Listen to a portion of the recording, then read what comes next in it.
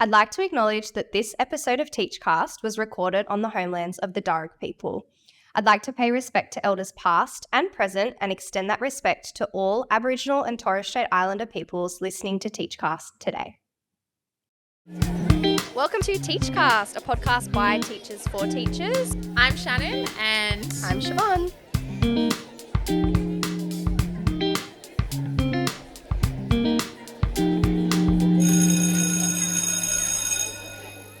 Hi everyone, welcome to this episode of Teachcast. We are joined today by the lovely Clare, who's here to talk to us about all things beginning teacher mentors and how to find the right mentor and what that looks like for you in your early career stages of being a teacher. Welcome. Would you like to tell us a little bit about yourself? Yeah, sure. So I'm Clare Leatherbarrow and I work in the Attractions and Engagement Program Teacher Talent team. And my role focuses mainly on the beginning teacher and induction mentoring space. So working with beginning teachers across all of New South Wales, which is fantastic. I'm also a English teacher. Same. Yeah, we're the English You're outnumbered, teachers. Shannon. I know, I don't know how I feel about this. So, mainly worked as an English teacher, relieving head teacher, year advisor, early career mentor. So, so it's great to be in this space and to be able to help not nationwide, statewide. We can aim for we can go for nationwide. nationwide. That's what I'm currently doing as of this year. Fantastic. Can you tell us a little bit about your journey into teaching, being so experienced? I'm sure you've experienced so many different year groups, opportunities in the school setting. We'd love to hear a little bit about that. Yeah, From sure. grassroots to all the way to where you are now. We'd love to hear it all. Yep, great. I'm what you call a mid-career teacher. I was originally in PR and marketing for a number of years. I won't say how many because you'll end up doing the maths. And finally decided I needed something that really, fed the soul a bit more for me. So with two very small kids in tow, I went back to university and retrained to be a teacher. Wonderful. And I haven't looked back, to be honest. Yeah. I've loved every minute. So I've also was a really passionate English student at school, loved my reading and creative writing. So it was sort of a bit of a no-brainer to become an English teacher, really.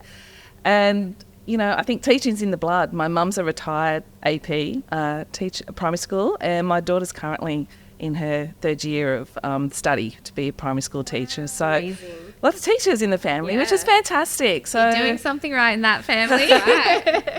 It's a good career. So, basically hit the ground running when I left university and started in high school in the Hills District. And it's just been fantastic. And the, depth of the different things you can experience as a teacher is just amazing, really. There's, you're not just a teacher in the classroom. There's a lot of whole school things you can do. I think I'm a real advocate for wellbeing in schools and welfare. And I really enjoyed the welfare role as a teacher as well, doing year advising.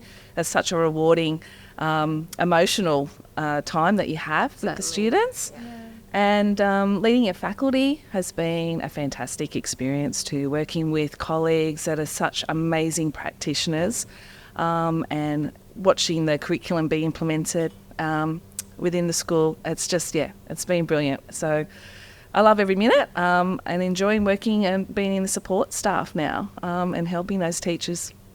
Yeah, in a lot of ways, you're consistently giving back. As a classroom teacher, you're giving back to your school community and to the students, and even now you're giving back to beginning teachers and helping them become the best that they can possibly be in the profession. So I feel like it's all equally as important. And we're so excited to have you because you have experience in beginning teacher mentorship. So I think we're looking to pick your brain a little bit about that today and speak a little bit about how our beginning teachers who are listening can get the most out of their support within the school network.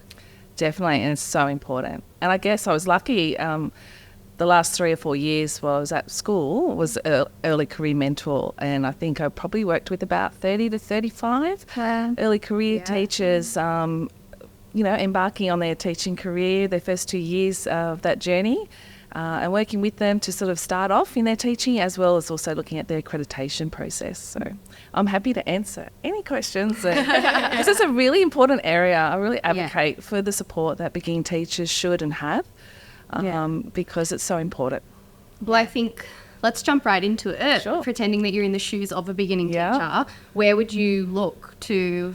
Where would you go? Who would you look to for support in your first 2 years? Because I think those 2 years are really critical. You're, as the beginning teacher, you're really just finding your feet. You feel like you should know it all, and sometimes you don't. No. And it's really common to not know it all. In fact, you will go in there and you won't know everything, because that's the purpose and the point. You're a graduate. You're just finding your feet in the classroom. So I suppose my question to you is, what do you do in those first 2 years? Who do you turn to? Yeah. There's a whole range of support when you start at your new school, and it's okay actually not to know everything in those first 2 years. We actually sometimes say it can take up to 5 years before you really start to feel confident and own it in the classroom and at the school level. So the first thing probably is to align yourself with the people that you're working in direct contact with every day. So whether that's your faculty or your fellow stage teachers, they're an amazing resource to be working with collegially and collaboratively. They can help you with resources, knowledge on behaviour management for certain classes perhaps, that where your duties are. It's also important to get to know your senior exec. They will be able to assist you with the policies and procedures of the school, and of course they will help you with your 2-year journey, if you like, of easing into the school and helping you with your defining and focusing on your practice, really. So Fantastic. Let's not forget, shout out to the SAS staff, school administrators. Well, they're the backbone of a school, They right? are the backbone of the And school. the SAS staff, and also our support learning officers, because they are a mine full of information on students and classes, and everybody works together in a school. But yes, we definitely need those groups of people to keep us ticking over and to keep us sane, actually, as well. That's right. And it's like they actually form part of your support network. Correct. Because they're there to help you. It's within their role. And a lot of times you will find yourself having an SLSO within the classroom who can help you, and you're there to guide them as much as they're there to guide you, because if you're new to a school, they'll probably know more about the students than you do at that Correct. point. Absolutely. So tap into that source of knowledge and really make the most of them within the classroom. Before you think that you're on your own. You're certainly not alone within the school. And if you do feel that sense, I would encourage people to reach out to your networks across the school and find a connection with somebody. That's right. And I also highly encourage that you, if there are other early career teachers at your school, to connect with them as well, and have you are your own network. They're really great at having honest conversations with you and helpful conversations. And also to the experienced teachers as well. Just don't sort of stay within your faculty or your stage. Try and build those connections at school, because it's really important. Once you have those relationships and support networks, it does make your life a lot easier, and you're more happy to go to school every day. Absolutely. Really. And I love how you talk about like the connection and relationships with your peers. When I started teaching in a full-time capacity, there were 2 other girls that we all come straight out of uni together, and we landed at the same school. And having that sort of relationship where I had 2 other people who we were all going through the same thing. We were all on different stages, but we'd meet on a Friday to mark our homework together before we went home for the weekend. And I honestly, I think those times marking that homework together with our cute little stamps and just talking about the week and being able to debrief with people who understood it was so valuable. They become like your second family, really. I now go on holidays with people that I work with in my faculty, and I count them as my closest friends. That's right. And you are with these people a lot of hours every day, and they can be an amazing support network for you. I would certainly encourage people to get involved. I know for me in my first year, I was invited to trivia, the Tuesday night trivia at the local pub. And for me, it was actually one of the best parts of the week, because although, let's acknowledge the fact you're probably tired. Correct. But you go and you will be tired. You will be tired. No doubt. You go and they refill your cup almost, and you are outside of that teaching environment and in this, real people environment, the pub, and can actually form greater connections with the staff as well. And you're right, have a bit of a vent or Yeah. right. You get it. It's really Yes. Yeah. And, it's okay if you don't find that sort of connection in your faculty or stage leaders. Look across the school. look across the school. Definitely. There will be somebody there because, we go on about building those connections with our students, but I think it's equally as important to build those connections with your colleagues as well. And so we might have some listeners who are thinking, I work in a really small school, like there aren't that many colleagues to tap into. So what advice would you give to them? Like, are there online resources? Go wider. Yeah. Go wider. And we have the beauty of online now. Yeah. So there are networks. There are, there could be a network within your school directorate. There's online networks. Look at social media. There's often groups that either relate to your perhaps KLA that you can join and discuss with. There's statewide staff rooms. So all Correct. New South Wales public school teachers can access statewide staff rooms, which are just run through Microsoft Teams. Yes. And it's colleagues from all over the state who share resources. You can post in the chat and just ask for advice. opportunities for your students. Opportunities for students. I've often yes. seen like competitions come up, Yep. that I knew I had, some students who were really passionate about the area of STEM, for example. I looked at that as an opportunity to bring into my classroom as well. And there's also too the beginning teachers Viva Engage, formerly the Yammer Yes. page. Yeah. That can be really helpful for teachers Certainly. just starting out with other fellow career teachers. So Is there a common place in the department where a beginning teacher can go to, like on a website? yes, so if we're going to talk resources for beginning teachers, we have some amazing, really useful tips and links for beginning teachers to access. I guess the first port of call I would recommend is go check out the Beginning Teachers Information Hub. Yeah. That is basically the one-stop shop for you in terms of looking at information on induction. You can access through the induction hub the induction checklist, which can be a really useful tool for you as, to sort of tick off what you need to maybe cover off in those first 6 months of starting. So even as just simple, your first day or even before your first day, making a contact with that school, organising a visit to the school, accessing, the relevant school information, class times, bell times, where Is duties there are. a shared Google Drive or Microsoft SharePoint where they store all their resources? So you can access that. There's also on the Induction Hub too a personalised induction planner for beginning teachers where can make notes and record what you've done so far as you start at school. There's also the Strong Start Great Teachers suite of resources, if you like, and the department has put together basically a framework of 4 phases of induction into teaching. So you have orientation, developing focus, refining practice, and obviously then the proficient accreditation. And there's a whole lot of information on there, templates that they can use, resources in terms of helping them with classroom management. There's e-learning modules that you can access for the different key practices. So there's also information on mentoring, the funding. The list goes on. All links to staff essentials, really. So That's really good. we've also created the Beginning Teachers Learning Pathway, which also maps out that phase, those 4 phases, and has all the relevant links a new teacher would need to access in the first 2 years of teaching. So I also recommend, if it's not already attached when you get into your staff portal, the Q Plus tile. It's so great in terms of ease of recording accreditation as well as your professional development plans when you get to that stage. Absolutely. It's very Swish, the new portal. Yeah. And we've gone digital it. with our Yeah. professional Yes. development plans. Okay. It's really Let's- exciting. Let's backtrack for a beginning teacher who's probably like, what's a staff portal? What's Yeah. this Q Plus tile? What are all these acronyms? This is, it's like one of the most important things I feel like as a beginning teacher you get in, you're like, how do I log on and find things? So if you type in on Google or your preferred search engine, staff portal, and log in using your Department of Department Education of credentials. credentials. There will be a homepage that comes up and it has some pre-selected tiles on there. So it'll usually be like your email, access to G Suite or other Microsoft Essentials. But you can actually edit your staff portal. Yeah. And you can add the tiles or apps that you find most useful. And so Q Plus is one that we're talking about because it's almost like a one-stop shop for all your accreditation and professional learning needs, and it keeps it tracked for you all together in one place. Previously, you had to access a lot of different platforms, but now it's all just in the one. 100% add Q plus. It's to your fantastic. stuff. It really is. Yeah.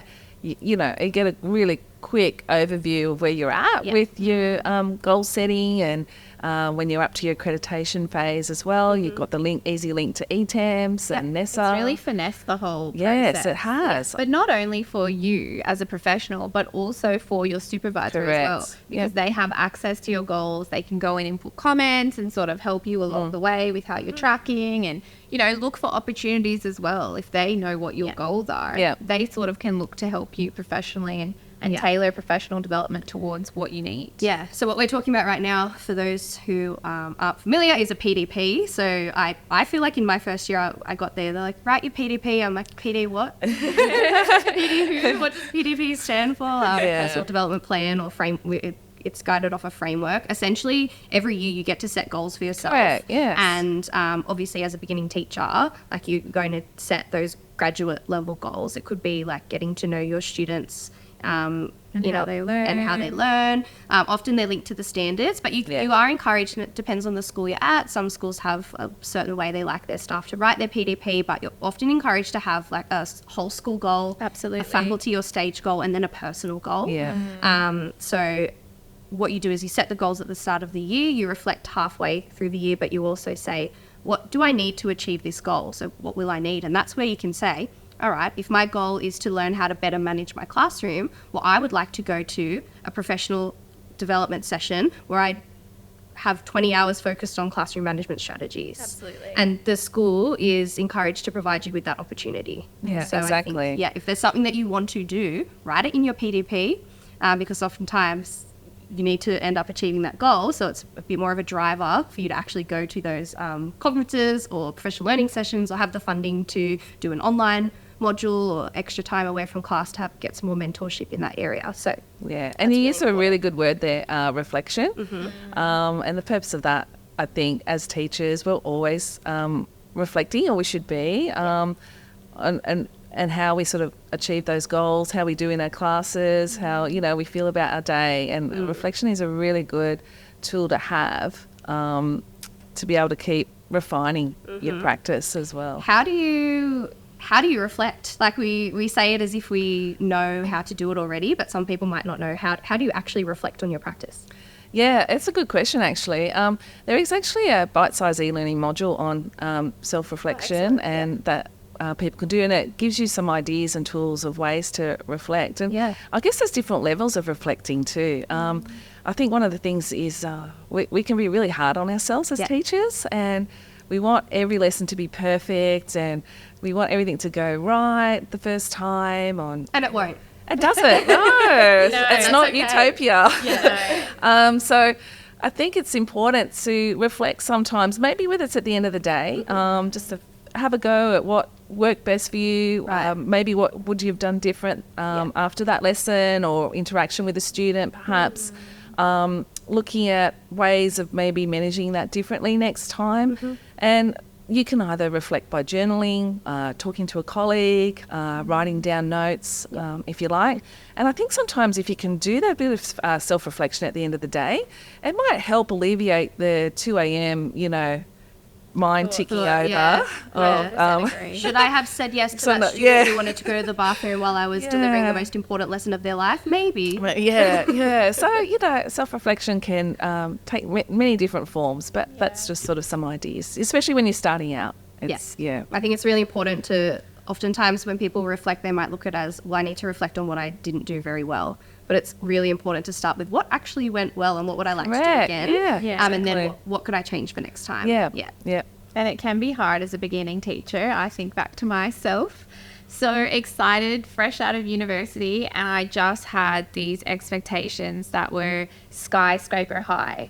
Everything had to be perfect. I was driving myself insane almost, printing all these resources, laminating everything. It didn't matter. The kids were still going to learn at the end of the day, whether I had a rainbow-coloured classroom or whether I had handwritten posters together. But that took me some time to learn. And I was provided with a mentor who actually had just retired from a long career in teaching. She had plus 30 years under her belt, and she actually came back and facilitated mentorship in for us beginning teachers. I'm so lucky. And I remember her saying to me, she was like, Shannon, you don't have to have it all figured out. That's right. You certainly don't. Just give yourself a break. Yeah. And I think until I sat down and was like, wow, okay, yeah, you're right. I don't have to have it figured out. But we do. We come out of uni and we're so excited. And yes. We have high expectations for ourselves, but we have to look after ourselves because it's not realistic. Yeah. Well, and that's so true. I mean, I think nothing can prepare you for the emotional investment you have when you become a teacher, right? And we're all very passionate practitioners, and when we do come out of university and transition into schools, it is exciting, but it also can be really overwhelming. And it is really important to take that self-care and not be too hard on yourself. And it's easier said than done, I know. Oh, yeah. But it takes time and practice. It does. It does. Yeah. But if you I'm can still be working on it. mindful of Yeah. that, Amen. and, especially when you're first starting at an appointment, the first 2 terms really should just be you easing into your new school, just learning the processes, the policies, the kids in your class, more importantly. Agreed. Build that rapport with your students. You can create your learning environment down the track. Like you say, you don't need to have all the pretty posters to start with, as much as we do like our classrooms to look fantastic.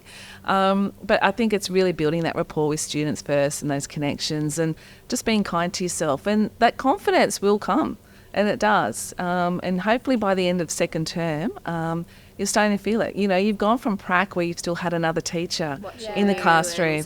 So to be in a classroom, I remember the first time I was in the classroom by myself, I went, oh my goodness, I'm Just it. me and you. I'm the adult in here. I'm looking for the adult in the room. I know, and that's when you realise it's me. Okay. Yeah. So it's important just to take your time. Yeah. And the other thing too, I'm going to say as well, it's actually okay to say no to some things when you first start out. Great Okay, advice. people will tell you, need oh, to you should do take on this whole school this. initiative. Yeah. It'll be great for your CV. Or Teach the dance. teach the dance, group. So where possible, just say, you're focusing first of all and foremost on your teaching as you're starting out. You don't feel like you have to jump on everything at a school. That time will come. I guarantee you there's always jobs to be done at school, extracurricular and fantastic things that you can be involved in at school level. But definitely for those first 2 or 3 terms, just focus on your teaching and learning and delivering great lessons and getting to know your students. I agree. When my first full-time teaching load was at a selective high school, so there was a little bit of imposter syndrome there for me as well. Not only was I starting my first teaching role, but I sort of put a lot of pressure on myself. Okay, I'm teaching, selective students. I'm teaching a Year 12 advanced English class. It's a lot happening at the same time. And I think that I put a lot of time and effort into just getting to know the students first, and that paid dividends in the end. Oh, so much so, and especially too with classroom management. Yeah. And, I hate to say it, but fake it till you make it. Going there with that confidence that you know exactly what you're doing. Yeah. The kids can sniff and smell fear a mile away. Don't let them the buy printer. in. Yeah. Don't let them buy into that. Yeah. But, taking time, not just about delivering fantastic lessons, but actually getting to know your students, especially those first few lessons. Find out what their interests are. Look at the information the school has on your class. There may be wellbeing learning aspects that you need to take into consideration when you're starting off with your class. Be firm, be kind, be caring. Yes. But most of all, be consistent. And I really firmly believe that if you put that hard yards in that sort of first or second term, you pay dividends by the end of the year, and it should hopefully minimise the behavioural classroom management issues you may encounter. All students need routine and structure. Correct. So I've noticed that obviously teaching a selective school, a lot of the students are very driven, and so I've sort of thought I could forego the classroom management aspect. But however, I found that if I set the scene at the start of the lesson, 2 lines at the door, you don't enter before I open the door and allow you to come into the classroom and learn. Here's what I'd like you to have out at the door before you even come into the classroom. This is my expectation. I then took that on into a co-educational 7 to 10 school, and I feel like it's the same for all kids. It is. All students need routine, structure, consistency. They need to know, when I have Miss Rossenroad, this is what she expects from me. Yeah. And you'll find that it happens. Don't I suppose sway from that as much as you, as a beginning teacher, you think, oh, I just want them to like me. Yeah. I want them to think that I'm, nice to them. But in fact, setting boundaries is going to result in a safer classroom. Yeah. It is. And having those rules and routines and going in with those high expectations is really important. We can be friendly, but we don't need to be their friends. Yes. Yeah. And it does pay dividends if you can focus that. And little things like you mentioned there, like lining up before class, making sure you've got your equipment out ready to go. They may seem like simple things, but they do set a routine and expectation of your class.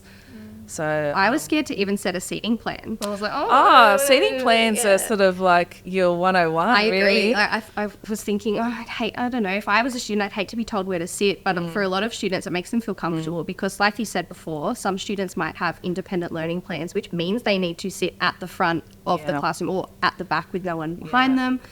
There's a lot of different reasons. So seating plans are there for the safety of the students, but also the consistency. I think there's some comfort for them in knowing that's my seat. That's where I go. And seating plan sometimes helps students self-regulate a bit easier. They're not maybe distracted by peers and a seating plan should be classified in your way you look at your learning environment that you're setting up in your classroom. And ultimately we're there to provide a safe and, warm environment that students can learn in. And don't be afraid to use a seating plan. It might actually take you, especially if you're new to the class. To get the right seating plan. Yeah, to get the right seating plan, please, I've had versions where I'm up to version 5. Yeah. Oh, once you find it though, it's like, mwah, I should not have seated those two together. Why did I do that? It's not working. So be prepared to tweak things. That's the other thing. Your resources that you put in place, they don't always have to be perfect from day one. Yeah. And work with the kids. And sometimes it's great to negotiate class rules with the students so they have ownership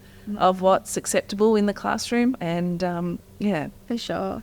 I'd love to talk a little bit about what mentoring can look like. Yes. For example, a big part of when I was an early career teacher in my first 2 years, I was really supported to have executives or more senior members of staff with more experience than me come into my classroom and provide lessons so that I could observe them, or I would have the opportunity to go and observe another colleague. And I think that was something that was so powerful for me as a beginning teacher and something that I carried through after those beginning teacher years.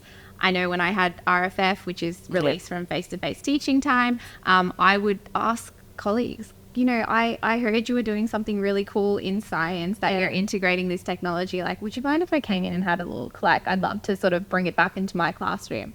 Could you talk a little bit about that and how important observations are? Definitely. Observations are vital, I think, in developing yourself as a teacher. And I think as early career teachers, we're really open to that idea of observing and having don't be afraid of having other people come into your classroom. They're not there to criticise you. You can do observations with your direct mentor that you might be working with that has been assigned to you. And you can have conversations about different strategies that you want to maybe perhaps improve on, or what sort of standards you're working towards more, and they can help you there. Definitely working with or asking more experienced teachers to be able to go into their classroom as well is so useful. Especially if you've got, for example, certain students that are in perhaps a Year 9 maths class that are behaving in a certain way, but you want to check out what they're doing in science or English to see what that teacher's doing and what strategies they have in place, can be so helpful. So observations also form part of your PDPT, your professional plans as well, to help you work through those goals. And, they don't always have to be a whole lesson. They can be mini chunk of a lesson. You might just sort of say, hey, can you come in and observe how I actually go with introducing the learning criteria of this lesson, and or let me know how my use of IT goes, or I really want to trial this new thing. Can you please It's comment? important to have a focus. Don't just invite someone into the classroom and say, just watch me. Like, I'd like you to watch me do X, Y, Z, or just X. Yeah. And see if I nail that. Exactly. What I can do to improve it. And there's some really useful observation templates on the beginning teacher information hub that you can use to help guide those conversations regarding observations. And they sort of are, you can align them to the standards, or you can just have informal conversations. But they might be also worthwhile having a look at. But also to ask your mentor. Your mentor can help liaise with other teachers in the school if you don't feel, confident enough to go up to teachers, especially when you're new.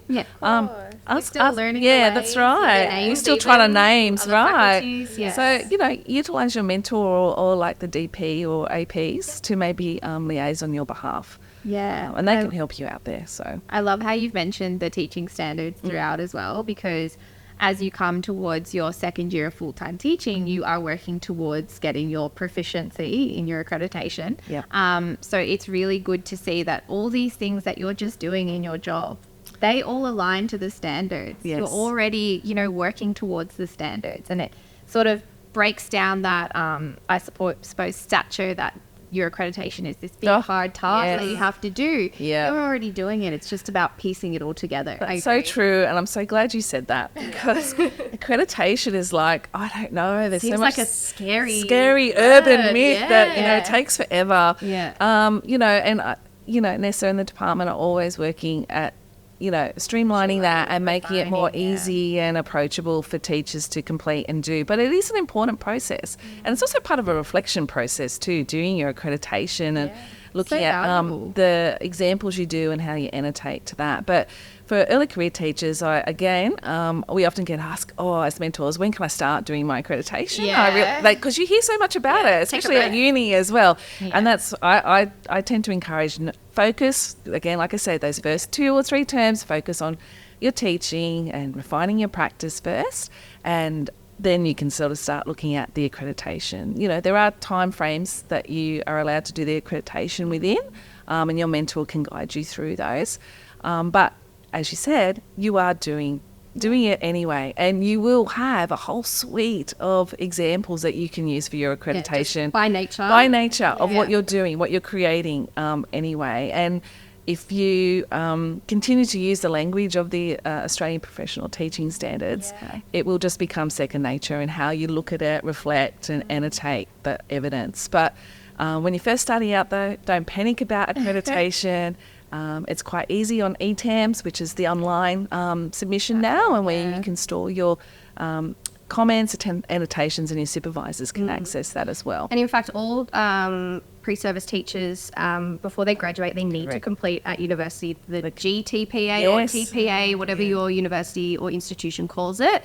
Your TPA your accreditation is essentially a mini or a larger version of the TPA anyway. What you do in your GTPA is similar. Very, very similar. So, it prepares you. I thought it was one of the most useful pieces of work I did at university, because when it came time to completing my accreditation, I went, I've already done an assessment where I've collected evidence, reflected on the evidence, and linked it to the teaching standards. That's right. That's so what you've already done accreditation it is in a nutshell. You have a trial run. You have a trial run. It's like a trial run. So it's you will be fine when it comes to accreditation, and you are assigned someone at school to help you with that process. So don't feel like you have to do it on your own. I remember when I was doing my accreditation, that was back in the day when it was a massive folder of, and it took a lot of time. Now it's a fantastic process, streamlined, great self-reflection tool.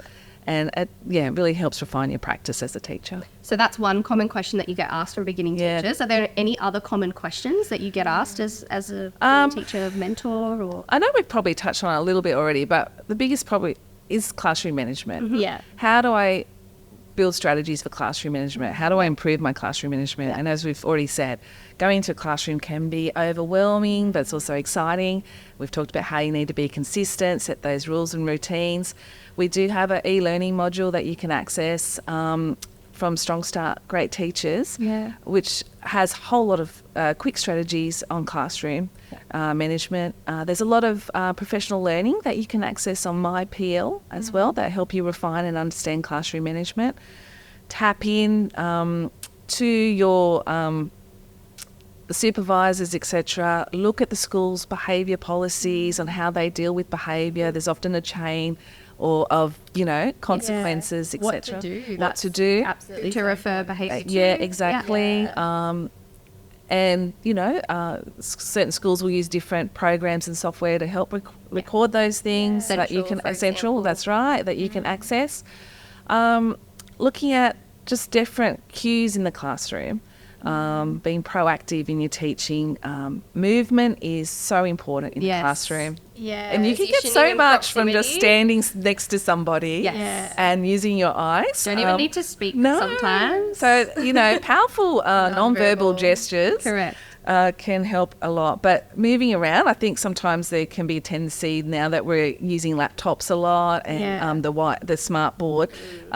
It's really important as teachers to remind ourselves to get up from our desk and keep moving. And you can sort of better supervise. Managing behaviour straight away. And having those different degrees of consequences in terms of addressing that. And just understanding too that every day is a different day. What works today might not work tomorrow. Might not work tomorrow. And, because our kids are coming to class with very much external factors, and we don't know what's happened. They call it the invisible backpack. Yes, I think when I went to university, yes. the invisible backpack. You can't see what they're carrying, the load that they're carrying on them. No, and that's and you so can't true. guess. You can't guess. We're human, we can't guess, but... And I think if you can keep that invisible backpack in your mind, it gives that sense of empathy that you have towards your students, and it helps you also manage regulate your own emotional reaction to behaviours in classrooms. Because if you sort of say to yourself, hang on a minute, you don't know what this person's gone through this morning before they even got to school. Is this a sword to die on in terms of the way I'm reacting to their behaviour? And I love how everything you've just mentioned about classroom management and how important that is. It really all stems back to knowing your students at the end of the day. Yep. And like we talked about, putting in the effort at the beginning of the year to get to know those students. And I know it looks different in each setting, what opportunity that you may have to do that or what capacity. Something I love to do, and I am so intrigued to read them at the end of the day. I do a little bit of a survey. Yes. I do like to do one at the beginning of the year, and I also like to do a celebration survey at the end of the year. And that's so nice. That's how to make surveys sound fun. It's a celebration survey. Yeah. And I do them digitally so that we can keep track of them. And also it helps me use that as an assessment. I'm a primary school teacher, so I can use that to assess their ICT capabilities at the beginning of the year. Double whammy. I know. She's Work a smarter, thinker. not harder. So I do it on Microsoft Forms, ask them a couple questions about their interests, things that they've appreciated in a previous teacher. So attributes and things that made them feel important and feel valued in the classroom. And I also share at the end of the year, we look back at their start of the year survey and their end of the year survey. And that has such a phenomenal impact on the students. And they're like, oh my goodness. Even they say, look how I wrote that sentence. That grammar is not even correct. I'm so silly back then. I was like, look how silly dumb. But little things like that. It's actually a visible reflection of their learning and their growth. But you can, and it's a great way to quickly assess students. Yeah. I was probably a bit more old school in terms I asked them write the letter. I love that word for it. That is still such a good strategy. And I think you get so much, and they like talking about themselves. That's right. Of course they do. You can get one or two elements out of that you can generate so much conversation with your students. A lot of teachers like to write a reply. I do. And it's something that the students actually hold on to as a memento. So valuable. Yeah. I've actually had some finish year 12 and actually say, Miss, I've still got that letter you wrote to me. And it's just so sweet. But it just shows how important they do. That's right. Value that sort of, and that's a different way of feedback, right? Oh, 100%. That's right. And we're not asking you to go into a classroom and tell your students everything about your life. No. Here's where I live. Here's the name of every person in my family tree. We're asking you to form some general connections that are more on a broad scale. So for me, at the start of every lesson, I would put up photos of my dog, Todd. Yep. Shout out to Todd. Kids can always relate to pets, cats, dogs. You're a cat dog person. Some kid in the classroom might have a pet mouse. You never know. I always obscure. Share the name of my favourite football team with them, and then they might go, "Ooh, don't even like footy," and then you can have that whole discussion. Who do you like then? Who do you support? Sport's a great one. That can last a whole term. 100%. You can almost regret that one in some ways. Just those little connections I think are really important, because then at the start of a lesson, instead of saying to a student, take your hat off and come and sit inside. Yeah. You can then say, hey, I saw the Sharks lost on the weekend, and they'll sort of form that connection. That relationship, isn't it? A bit more comfort. And having said that too, it's actually important. A lot of us are put on sport duty as well. I'm now like world's best OzTag coach, and I never played a game of OzTag in my life. So You know what I love about that though? Sometimes you have students that may be not, engaged in your classroom, but you get to see a whole other side to them, especially, and even like, at creative performances and things like that. So I encourage you as an early career teacher to experience looking at the students in different settings and formats, because you will see sometimes a completely different side. That also helps then, if they're especially in your class, you can bring those conversations up as well. So it's really important. I'd love to hear it. Yeah. I would love to take some time and hear a little bit about your role that you do now within the educational support staff and what that looks like for you. Yeah, sure. So we are lucky to work with beginning teachers across all of New South Wales, and basically our role is to support schools and their beginning teachers with the mentoring and induction process. So that could look like anything from presenting at network conferences. I've just recently done one in regional New South Wales, we had, I think, about 50 beginning teachers there. Cool. Yeah. And that's really important too, because they all can feel quite isolated and live geographically quite a distance. So to bring them all together where they can work together is valuable. Fantastic. Yeah, we provide support to senior exec in schools in terms of developing mentoring programs and how they can best support their beginning teachers, and then also at a grassroots level, if you like, we also do virtual mentoring with some beginning teachers if they can't get access to a mentor for a variety of reasons. So I've just recently gone out to some of the schools there where I virtually mentor and meet the teachers in person. It's just fantastic. And to be honest, it's such an honour and privilege working with early career teachers, you guys that are out there, because to watch your career evolve and induct yourself into teaching as a profession is fantastic. It's actually really positive to see how the comments around the profession are starting to change, which is really important. And being a teacher is one of the best careers that you could possibly undertake, I think. Yes, it's challenging. Yes, it has, it can feel overwhelming and the workload can be huge sometimes, but to have that light bulb moments that you get in the class sometimes, or to know you're the only consistent caring person in a student's life, is just mind-blowing and does feed the soul. And basically what I tell my daughter is just don't be too hard on yourself. We've talked about this briefly, but it's such a key, and you've choosing teaching for a reason, and that is because obviously you do able to connect with people, you have a passion perhaps about a certain subject that you want to be able to, teach people about basically. So highly recommend it. There's so many different things you can do as a teacher as well, not just inside the classroom, but also outside the classroom at a school. So yeah, why wouldn't you want to be a teacher? Great advice. Great message. Love it. I love it. Thank you so much for joining us today on Teachcast. Thank you, Claire, for taking the time out of your day to come and speak to us. If you liked this episode, be sure to share it with somebody that you know who might benefit from it. Share it with your friends, family, your cat, your dog, whoever you might want to listen. Your pet goldfish. We don't mind. We hope to see you next time on our next episode of Teachcast. Stay in touch. Bye.